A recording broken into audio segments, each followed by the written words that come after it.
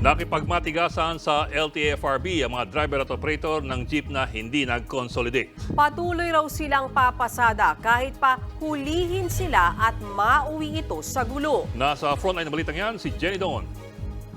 Bakit kayo nagmamadali? Ano ba ang minamadali ninyo? Ano ba ang minamadali ninyo?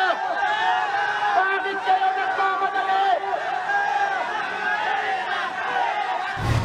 Gumarahi kanina sa harap ng tanggapan ng LTFRB sa Quezon City ang mga tsuper at jeepney operator na miyembro ng mga grupong Manibela at Piston. Nagprotesta sila kasabay ng unang araw ng panguhuli sa mga kolorong na jeep o yung mga tsuper na hindi nag-consolidate o sumali sa mga kooperatiba na requirement sa PUV Modernization Program. Hindi kami sumusuko. Hindi namin ibibigay yung aming mga jeepney. Hindi namin ibibigay yung aming mga jeepney. May mga prangkisa kami. Tanging ang Kongreso lamang ang pwedeng mag-revoke nito. Pinasinungalingan ni Manibela President Mar Balbuena ang pahayag ng LTFRB na nagpadala sila ng show cost order sa mga hindi nag-consolidate bago ang hulihan. Ni isa man sa mga miyembro ng Manibela at Piston, wala pong nakatanggap ng show cause order. LTFRB, napakasinungaling mo. Sinungaling ka, Guadis. Wala kaming natanggap kahit na isa sa amin. Ipakita ninyo, kung may receiving kayo, ipakita ninyo na may natanggap kami. Natatagalan din daw ang grupo sa desisyon ng Korte Suprema sa hiling nilang temporary restraining order sa PUV modernization. Walang urgency itong Supreme Court na pinasusweldo ng taong bayan. Kayo, mag-resign na rin kayo. Wala kayong silbi. Una nang sinabi ng SC na binigyan ng 10 araw ang DOTR at LTFRB para magkomento sa petisyon ng transport groups. Ayon sa mga tsuper, hindi sila tutol sa modernisasyon. Ayaw lang nila ang sistemang kooperatiba ang mamamahala sa mga jeep. Sila raw dapat ang magmay-ari ng sarili nilang sasakyan. Hindi raw sila titigil sa pamamasada kahit pa magkahulihan. Sabi ko sa'yo, ma'am, hindi talaga. Hindi, ma'am. Dugot pawis namin yan, ma'am.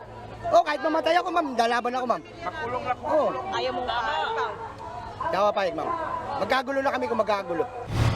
Nanindigan naman ang LTFRB na mai-impound ang mga kolorong na jeep.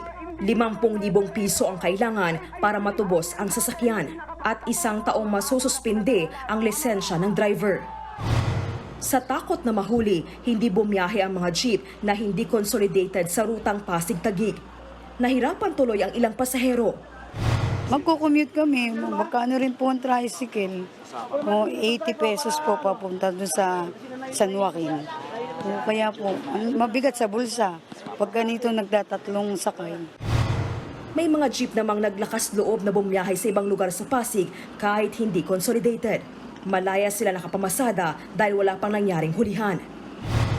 Pati sa Commonwealth Avenue sa Quezon City, walang nangyaring hulihan. Ayon sa mga traffic enforcer na tumangging humarap sa kamera, wala pang ibinababang utos sa kanila kaya hindi pa sila nanghuli ng mga unconsolidated jeep.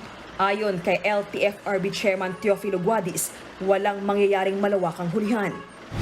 We intend to apprehend at least initially 2 to 3 per day muna to give them a warning. There will be no massive apprehension. It will only be just a token apprehension, hoping that by doing this, hindi na po sila bumiyahe. Huwag naman daw sana itong abusuhin ng mga tsuper. Paalala naman ng LTFRB, ihanda ang consolidation documents sakaling parahin ng mga otoridad. Nagbabalita mula sa Frontline, Jenny Dongon, News 5. Mga kapatid, Lucy Cruz Valdez po, maging maalam at may pakialam sa mga napapanahong balita sa bansa. Tumutok at mag-subscribe sa News 5 social media pages.